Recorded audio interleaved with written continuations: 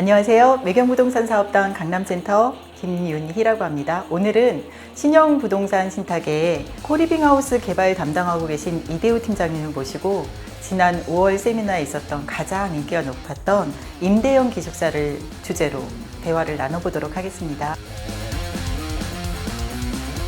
지난 시간에 우리 세미나 때 2번 강의해 주셨잖아요. 네네네. 그 중에 가장 알고 싶었던 부분이 어떻게 하면 수익형으로 바꿀까? 그 부분을 궁금해 하시고 네. 올해 임대형 기숙사가 핫하게 떠오르는 솔루션 중에 하나라고 해서 팀장님이 해주셨던 강의가 굉장히 인기가 높았어요. 그래서 오늘 특별히 모시게 됐는데 그 부분에 대해서 임대형 기숙사가 도대체 뭔지 가장 많은 질문이 좀 있었던 것 같아요. 최근 주택 시장이 많이 침체가 되고 특히나 이제 분양 시장이 많이 어려워지면서부터 임대형 주택에 대한 관심과 기대가 많이 높아지고 있는 상황입니다. 굉장히 높죠. 금리가 인상되면서 맞습니다. 수익형에 대한 예. 관심이 정말 높아지긴 했어요. 그리고 전통적으로 우리나라에서는 주택 시장이 주로 분양 형태로 많이 그렇죠. 발전이 네. 되어 왔고 개발업자들, 그다음에 뭐 시공사, 금융기관, 그리고 뭐 디벨로퍼들 다 이제 분양 위주의 어떤 시장 맞아요. 형태로만 네. 보고 계셨는데 최근에 이제 이런 분양 시장이 침체가 되면서 특히나 외국 사례를 보면 임대형으로 가는 그런 주택들이 많지 않습니까? 사실 매매는 순간이지만 보유는 10년, 20년씩 하잖아요. 그 기간 동안 수익이 안 나오고 지금처럼 금리가 높아지는 상황에서는 수익형으로 어떻게 하면 바꿀까 되게 고민 많으신데 이번에 임대형 기숙사라는 답안지라고 할 수 있는 거를 지금 들고 나오신 거예요. 그래서 최근에 보면 인구 감소가 또 계속 진행되고 있는 상황인 것 같고 또 네. 전통적인 4인 가구, 부모님, 자녀들 또는 뭐 3대가 사는 이런 전통적인 가족 시장이 이제 해체가 되고 그렇죠. 인구가 줄어드는 상황이지만 그와 더불어서 반대로 1인 가구는 또 증가하는 또 추세가 특히 도심지에는 더 심화되고 있잖아요. 이어지고 네. 있는 상황이라 그래서 1인 가구가 증가하고 또 최근에 주거 트렌드들이 네. 많이 또 바뀌고 있는 상황인 것 같습니다. 그런 트렌드에 부응해서 새롭게 나온 게 지금 임대형 기숙사잖아요. 맞습니다. 그러면 임대형 기숙사라고 한다면 어떻게 정의할 수 있을까요? 이런 1인 가구 증가와 이런 주거 유형의 트렌드들이 기존의 뭐 단순한 원룸 형태, 방만 덩그러니 있는 이런 원룸 형태에서 공유 주거, 커뮤니티 시설이 같이 들어가 있는 이런 코리빙 하우스 이런 형태로 점점 임대 시장들이 조금씩 움직이고 있는 상황인 것 같습니다. 그럼 젊은 층들한테 타겟팅 되어 있다라고 보면 될까요? 맞습니다. 최근에 어떤 대학가나 아니면 네. 역세권 중심으로 이런 도서실이라든가 카페, 공유 주방 이런 형태의 어떤 커뮤니티 시설들이 같이 들어가 있는 코리빙 하우스가 많이 들어와 있는데 맞아요. 그런데 이제 이 코리빙 하우스만 따졌을 때는 네. 사업성과 수익성을 검토해 볼 어떤 상황들이 좀 많이 발생하고 네. 있는데요. 이런 문제들을 좀 해결하고자 이제 정부의 어떤 시책으로 정책상 건축법 시행령이 개정되면서 기숙사 이게 민간 임대 주택 사업자도 할 수 있게끔 이제 건축법 시행령이 바뀌었습니다. 아, 그러면 사업용으로 쓰던 거를 기숙사로 제공하던 맞습니다. 거를 네, 네. 임대 사업에 도입을 한 거가 임대형 기숙사라고 할 수 있겠네요. 그러니까 특정 목적으로 제공되던 주거 형태를 네. 이제 민간 임대 사업자들이 할 수 있게끔. 어우, 네. 그러면은 굉장히 관심도들이 높겠는데 그거 나온 지는 얼마 안 되지 않았어요? 최근 2월 달에 건축법 시행령이 개정되면서 기숙사의 하위 그룹으로 네. 임대형 기숙사가 이제 추가가 됐습니다. 그럼 시행령으로 나온 거네요. 맞습니다. 관련된 법령들은 이제 점점 개정되고 있는 개정되고 있는 과정이고 그럼 법의 취지가 이렇게 바뀐 이유가 아까 설명하셨던 그런 취지들일까요? 1인 가구가 늘어나고 여러 컨텐츠들이 들어가 줘야 되니까 네. 아예 법률 안에서 네. 제공을 제대로 하자 이렇게 네. 받아들여도 될까요? 맞습니다. 요구 사항들을 이제 충족시키기 위한 어떤 뭐 법률 서비스가 행정적으로 이제 제공되지 않나 그런 상황인 것 같습니다. 그런 수요는 충분한 것 같아요. 그리고 아까 공유주방 말씀하셨는데 요새 젊은 친구들 밥 안 해 먹어요. 요즘에는 배달 서비스도 너무 잘 돼 있고 하니까 공유주방 활용하고 오히려 치우기 귀찮은데 공유주방에서 쓰고 내 정확한 룸만 있으면 된다라고 하면 될 것 같은데 쉐어하우스랑은 약간 좀 개념이 다르네요. 정의하기 나름이긴 네. 하지만 쉐어하우스가 좁은 의미의 공유 주거라고 한다면 네. 지금 코리빙 하우스는 이제 넓은 의미, 단순하게 화장실이라든가 아니면 뭐 거실, 네. 아니면 정원 이런 것들을 공유하는 것뿐만 아니라 아까 말씀드린 카페, 요가를 할 수 있는 뭐 요가룸, 네. 그다음에 영화를 혼자 즐길 수 있는 뭐 시네마룸, 뭐 이런 형태들까지도 공유할 수 있는 젊은 층들의 커뮤니티 공간을 만들어서 넣어준다라는 게 좀 특징이 있겠네요. 그러면 그 커뮤니티 공간을 어떻게 잘 세팅하느냐에 따라서 임대형 기숙사의 성패가 갈리는 거 아닌가요?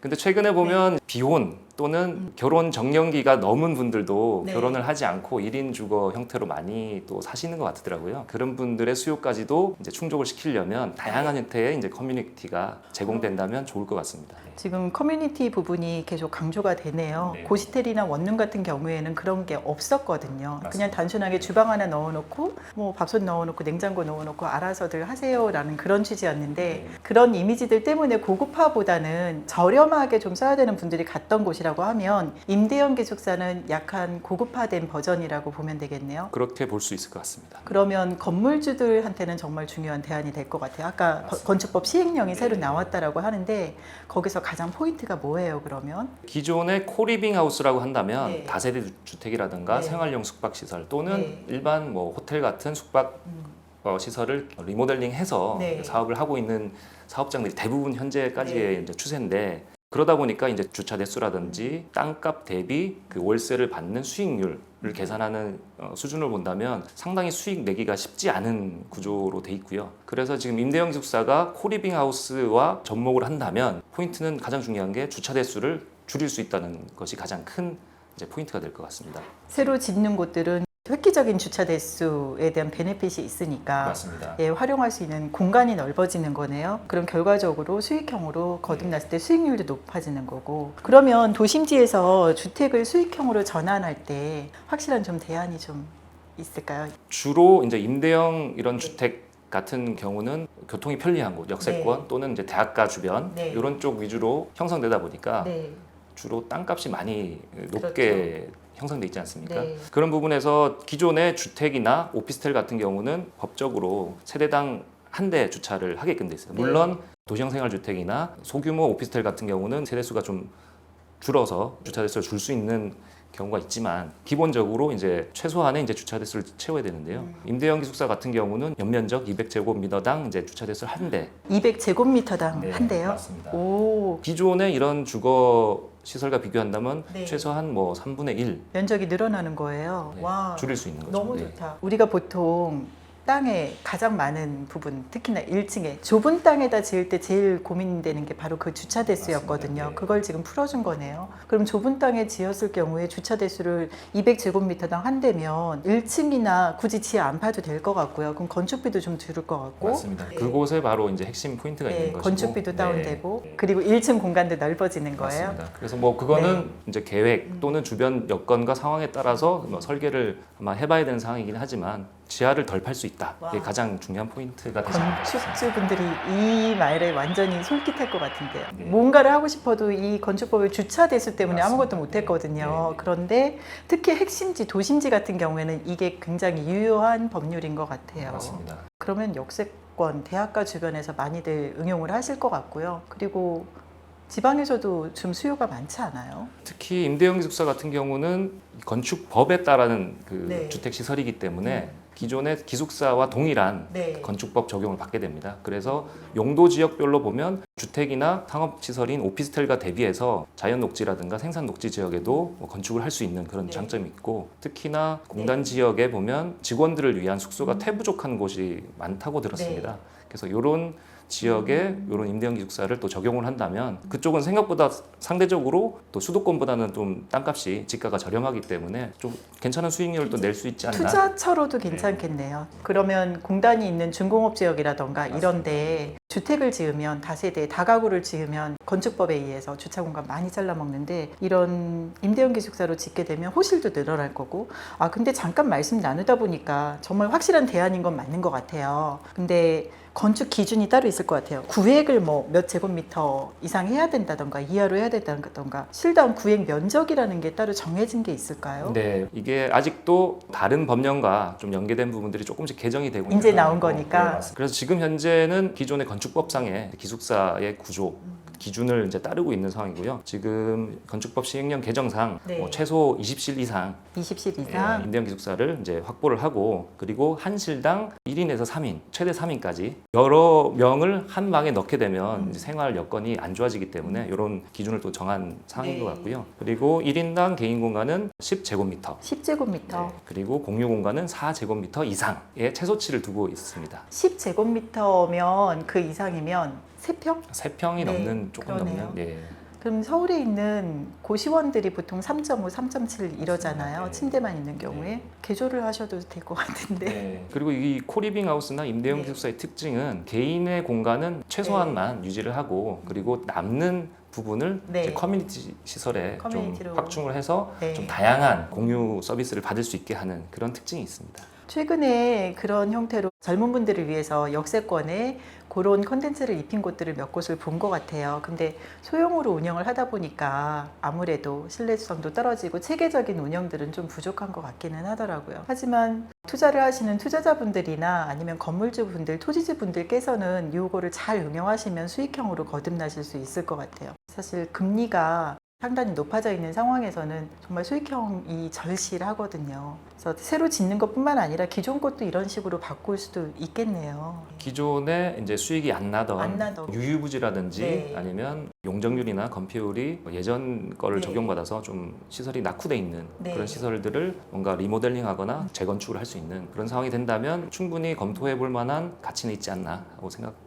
새로 짓는다라고 하면 임대형 기숙사의 건축법 시행령을 이번에 바뀐 거를 최대한 활용해 보면 될 것 같고, 맞습니다. 기존의 분들 거를 좀 바꾼다라고 하면, 리모델링을 한다라고 하면 어떻게 하면 커뮤니티를 공간을 잘 확보를 해서 쾌적성을 유지할까, 이게 경쟁력이 될 수 있겠네요. 그리고 팀장님 잠깐 말씀해 주신 것처럼 공단 지역 같은 경우는 기숙사 많이 부족하잖아요. 그럼 그 부분을 민간 임대 사업자가 그런 컨셉으로 잘 바꿔서 임대형 기숙사로 바꿔주게 되면 새로 지으면 답안이 그동안 없었거든요. 질문들을 좀 하셔도 최근에 건축비 오르고 나니까 상업용 시설로 짓는다라고 하면 수익률이 안 나오는 그런 형태로밖에 안 돼서 답이 없어서 못 짓고 있는 것들이 꽤 있었는데 네. 지금 답을 주신 것 같아요. 임대용 기숙사로 지어서 임대를 주신다라고 하면 수익성 분석은 해봐야 되겠지만 답이 좀 나올 수 있겠는데요.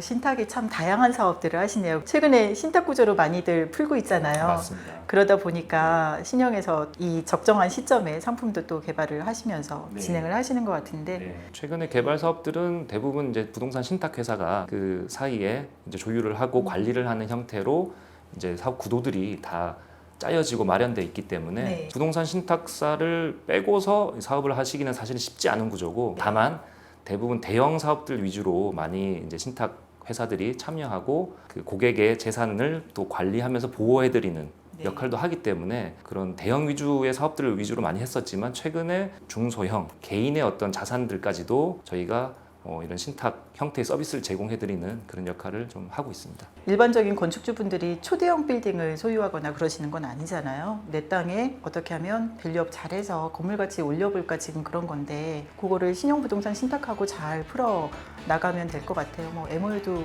되어 있으니까 비용도 좀 많이 내고 해주시고 많이 좀 도와주세요. 예, 저희 건축주분들 질문사항들 굉장히 많으세요. 다음에도 또 좋은 자리 한 번 더 마련하도록 하겠습니다. 네, 또 다음에 또 뵙도록 네. 하겠습니다. 감사합니다. 네, 고맙습니다.